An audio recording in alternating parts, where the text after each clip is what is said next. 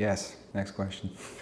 This might be a confusion because the widow peak is the thing in the center, okay? And 412 years ago when I was training for facial plastic surgery, first time I read widow peak, I actually thought it's these ones. But these are actually temporal recessions. It's going backwards. The widow peak is in the front. Some patients have a very pronounced widow peak and they don't like it. So yes, obviously we can change this, and worst case scenario, as I did just today in the morning, there was a pronounced widow peak and I just cut it out and advance everything forward. So we don't have to keep the triangular shape. We just, create a new shape on the hairline and then we bring it downwards. Now, if patients have these recessions, then, this is a little bit more tricky because this is the area where the greatest tension occurs when you do halo surgery. Think of the skull in a very, very simplified geometric shape of a cylinder, flat on the sides and round on the top. So the scalp skin, the thickness of the skin here is the thinnest, and equally there's the greatest tension when you bring it forward. Now, if these are very, very high, sometimes there can be a certain limitation of how much advancement we can achieve.